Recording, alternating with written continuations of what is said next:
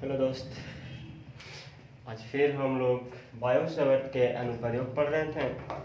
तो बायोसावर्त के अनुप्रयोग में पहला वीडियो में हम लोग देखे थे कि किसी कुंडली के कारण किसी धारावाही चालक के कारण किसी बिंदु पर चुंबकीय क्षेत्र का मान क्या होता है, उसकी डायरेक्शन क्या होता है। आज हम लोग इस वीडियो में देखेंगे कि वृत्ताकार कुंडली के केंद्र से होकर जाने वाली अक्ष पर स्थित किसी बिंदु पर चुंबकीय क्षेत्र का मान क्या होगा, उसकी डायरेक्शन क्या होगी। तो ये ध्यान दीजिएगा, क्या वृत्ताकार कुंडली के केंद्र से, समझिएगा ये क्या है कि एक वृत्ताकार कुंडली है। ये लग रहा है आपको अंडा का आकार का, लेकिन वास्तविक रूप में ये अंडे के आकार का नहीं है, ये एक वृत्त के रूप में है। लेकिन इसको हम 2D के रूप में दिखाएं। जब वृत्त देखेंगे तो इस तरह से एक लाइन नजर आएगा, इधर से देखिए, इसी को थोड़ा सा कर्व करके दिखाया ताकि आपको समझ में आए। तो वृत्ताकार कुंडली के केंद्र से, ये क्या है, इसका केंद्र है, केंद्र से होकर जाने वाली अक्ष। अब इसके केंद्र से जो अक्ष गुजर रहा है, इसके केंद्र से जो अक्ष गुजर रहा है, इस तरह से इसके केंद्र से जो अक्ष गुजर रहा है, मतलब बीच के, जैसे कि मान लेते हैं कि एक क्या है, एक सर्कल है, तो इसके केंद्र से यहाँ से क्या है कि एक अक्ष इसके इधर से इधर गुजर रहा है।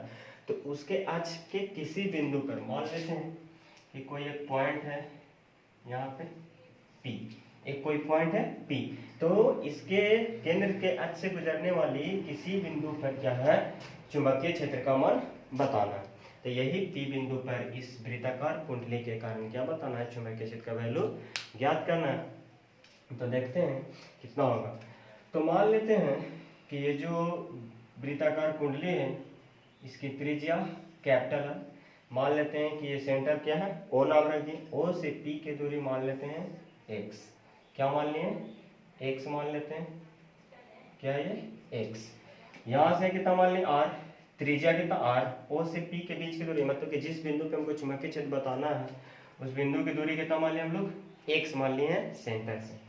सबसे पहले हम जब भी चुंबकीय क्षेत्र ज्ञात करते हैं तो ये ज्ञात कर लेते हैं कि जो वृत्ताकार पूरा जो कुंडली है, यानी कि टोटल लंबाई जितना से निकालना है, उसके अल्पांश लंबाई से अगर इस बिंदु पर चुंबकीय क्षेत्र पता चल जाए तो उस अल्पांश लंबाई में क्या करते हैं, इंटीग्रेशन करके उसको पूरा के लिए हम लोग निकाल लेते हैं। तो उसी तरह से हम लोग मान लेते हैं कि यहाँ क्या है, एक अल्पांश लंबाई मान लिए dl। क्या मान लिए, अल्पांश लंबाई dl। अब इस अल्पांश लंबाई dl के कारण इस बिंदु पर ये जो पॉइंट है P, इस P पर चुंबकीय क्षेत्र कितना होगा। तो चुंबकीय क्षेत्र बनने के लिए पहले इस कुंडली से क्या होना चाहिए, धारा प्रवाहित होना चाहिए। तो मान लेते हैं कि ये जो वृत्ताकार कुंडली है, इसमें धारा प्रवाहित हो रही है इस डायरेक्शन से इस डायरेक्शन। धारा का प्रवाह उल्टा करेंगे तो विद्युतीय क्षेत्र की डायरेक्शन भी उल्टा होगी। ये डिपेंड करेगा, ये हम लोग इस वीडियो में देखेंगे।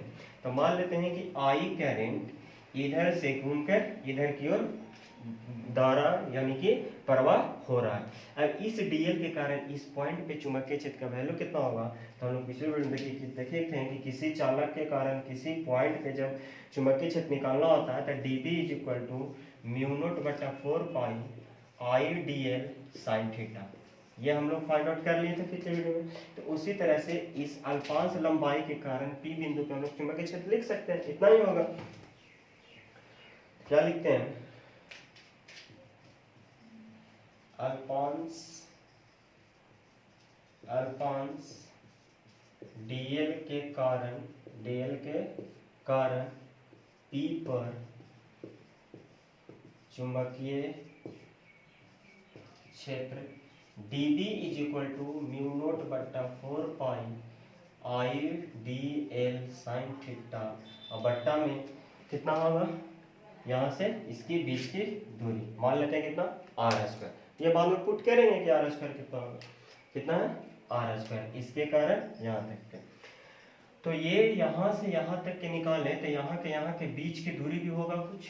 यहाँ देख रहे हैं कि 90 डिग्री बन रहा है, कितना डिग्री, 90 डिग्री। अब ये देख रहे हैं कि ये 90 डिग्री के सामने हाइपोटेनस, ये बेस और ये लंब है। तो यहाँ से हम लोग ट्रायंगल इसमें चलेंगे, OP और इसको मान लेते हैं A। तो OAP में जब चलेंगे तो ये जो AP है मेरा, यहाँ पे लिख लेते हैं हम, जो AP है वो कितना हो जाएगा, √r² प्लस एक्स स्क्वायर हो जाएगा, होगा कि नहीं।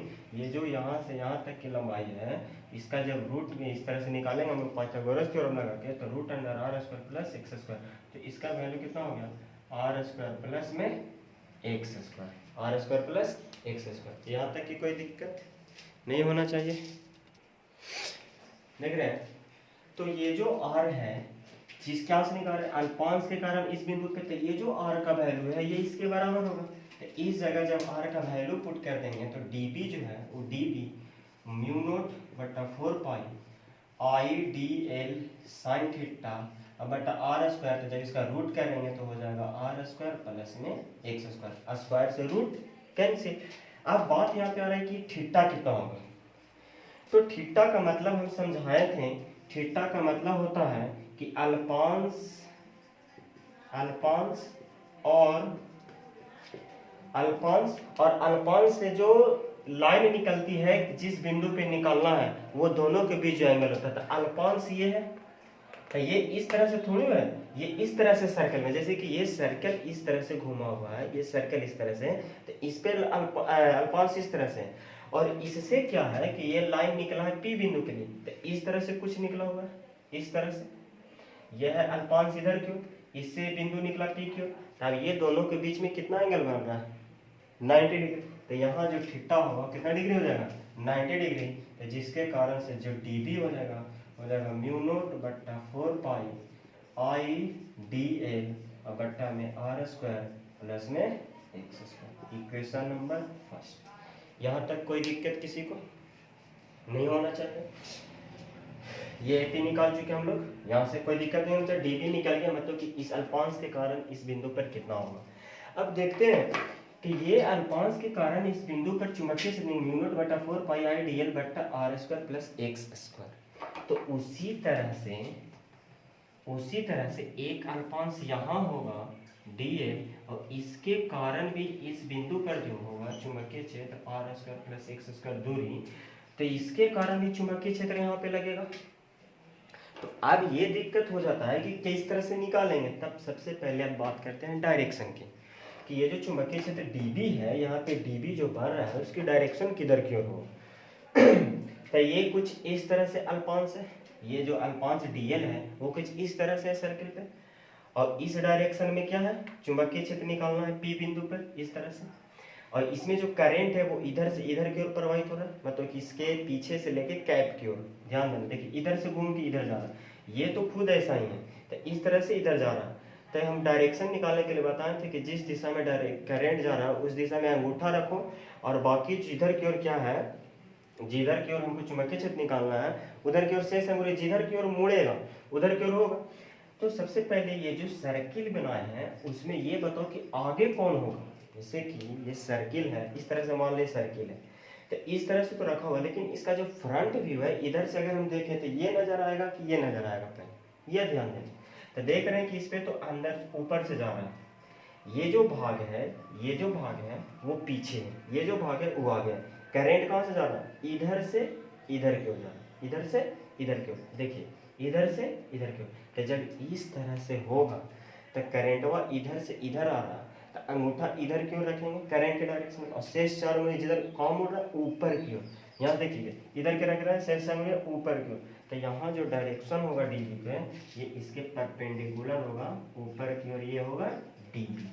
उसी तरह से जब यहाँ निकालेंगे तो इसका डायरेक्शन अंदर की ओर है, तो यहाँ अंगूठा अंदर की ओर और बाकी शेष नीचे की ओर। तो यहाँ पे जो डीबी होगा वो कुछ इस तरह से इधर की ओर। अब दिक्कत ये हो गया कि एक डीबी इधर की ओर और ये डीबी इधर की ओर, दोनों का वैल्यू बराबर है, तब रिजल्टेड मेरा क्या होगा। तब देखते हैं यहाँ पे डीबी का घटक, क्या देखते हैं, वेक्टर फॉर्म के तहत इसका घटक देखते हैं। तो यहाँ से एक डॉटेड लाइन मिलाते हैं और इस एंगल को मान लेते हैं फाई, इस एंगल को मानते हैं फाई। तो जब ये दोनों फाई, तो यहाँ पे भी फाई होगा और यहाँ पे भी फाई, ये पी लिखा हुआ है, कंफ्यूज मत होना, ये क्या लिखा हुआ है पी। तो इधर फाई इधर फाई, तो जिधर की ओर कॉस, जिधर की ओर एंगल बनता है उसका जब घटक कंपोनेंट निकालते हैं तो जिधर की ओर एंगल होता है उधर कॉस होता है, और जिधर एंगल नहीं होता है उधर साइन होता है, मतलब सटा कॉस हटा साइन, ये वेक्टर का रूल। तो ये जो डीबी है तो एंगल की ओर जो ये कंपोनेंट है इधर की हो जाएगा डीबी कॉस फाई, नीचे भी हो जाएगा डी बी कॉस फाइव, लेकिन ये जो बाहर की ओर ये जो सीधे जा रहा है ये हो जाएगा डी बी साइन फाइव, इसको हम नीचे लिख दे रहे हैं, क्या हो जाएगा डी बी साइन फाइव, ये जो सीधे हो रहा है डी बी साइन फाइव। अब देख रहे हैं कि डी बी कॉस फाइव ऊपर और डी बी कॉस फाइव नीचे, ये दोनों आपस में कैंसिल हो, बचेगा मेरा क्या डी बी साइन फाइव, क्या बचेगा डी बी साइन फाइव, और वही इसका नेट चुंबकीय क्षेत्र होगा।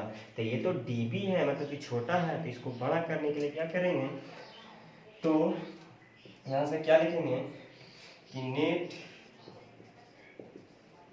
चुंबकीय क्षेत्र B इक्वल टू क्या हो जाएगा integration of D B sine five, जो भी आया ये छोटा इसको क्या कर देंगे इंटीग्रेट कर देंगे, और इस डी बी का वैल्यू देख रहे हैं यहाँ इक्वेशन फर्स्ट में है, तो इस इक्वेशन से इसका वैल्यू पुट कर देंगे, तो जो वैल्यू होगा क्या हो जाएगा म्यू नोट बट्टा 4 पाई आई डी एल बट्टा में R square plus X square, तो डी बी हो गया इंटू में साइन फाइव, इंटू में साइन फाइव, इसका इंटीग्रेशन। अब ध्यान देना कि ये फाइव है, यहाँ से जब साइन का वैल्यू निकालें साइन फाइव का, तो साइन फाइव होता है पी बटा एच, एंगल के सामने वाला पी आर, और बटा में एच हाइपोटेनस क्या है root under R square plus X square, और ये साइन फाइव का वैल्यू पुट कर देंगे यहाँ पे, तो मेरा क्या बचेगा। और ध्यान देना है कि कांस्टेंट क्या है वेरिएबल, किसका इंटीग्रेशन हो सकता है, तो यहाँ से इंटीग्रेशन ऑफ म्यू नोट बट्टा 4 पाई आई डी एल बट्टा R square plus X square into sine five का वैल्यू क्या है आर बट्टा में R square plus X square, कोई दिक्कत यहाँ पे, और ये रूट अंडर में क्या में है रूट अंडर में, ये क्या है रूट में। तो अब देख रहा है कि म्यू नोट बट्टा 4 पाई कांस्टेंट है, आई भी कांस्टेंट है क्योंकि जितना धारा प्रवाहित हो रहा है कंटिन्यू हो रहा है, ये R square plus X square भी कांस्टेंट है, आर बटा इतना भी कांस्टेंट है, वेरिएबल क्या है डी एल, तो जितना जो कांस्टेंट है उसको बाहर कर दें, ये हो जाएगा म्यू नोट बटा 4 पाई आई, और ये देख रहे हैं कि इंटू आर, और बट्टा में इसका पावर एक और एक का पावर रूट होता है, तो पावर 1/2, तो 1/2 में जब एक जोड़ देंगे तो हो जाएगा R square plus X square का power 3/2 integration D L, integration D L. यहाँ तक कोई दिक्कत नहीं होना चाहिए। अब ध्यान देना कि इस डीएल का जब इंटीग्रेशन करेंगे, ये डीएल है ये छोटा है, जब ये पूरा क्लिक होगा तो ये है वृत्ताकार कुंडली, वृत्ताकार मतलब एक सर्कल, और सर्कल के जब एक चक्कर लगा देंगे तो उसकी परिधि के बराबर, तो जब डीएल का इंटीग्रेशन करेंगे तो ये किसके बराबर हो जाएगा उसके परिधि के बराबर, और वृत्त की परिधि किसके बराबर होता है 2 पाई आर, यानी कि integration of DL is equal to 2 pi R, ये बात पहले भी आ चुका है।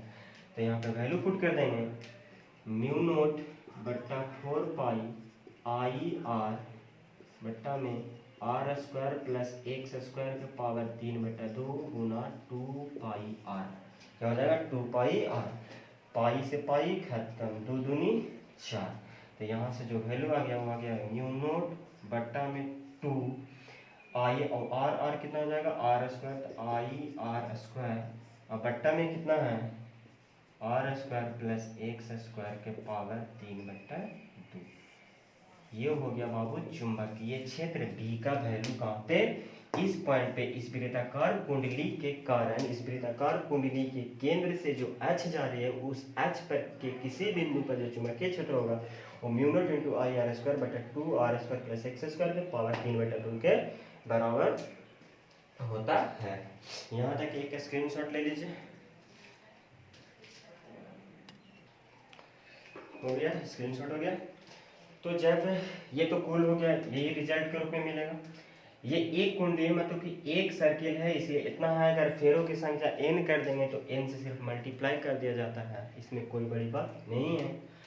तो आई होप कि आपको ये अच्छे से समझ में आया होगा, तो इसको अच्छे से नोट्स कीजिए और पढ़ते रहिए और बने रहिए मेरे साथ एग्ज़ाम स्पेशल क्लासेस में। तो अगला दिन हम लोग पढ़ेंगे एम्पियर का परिपथीय नियम। तब तक के लिए धन्यवाद, जय हिंद।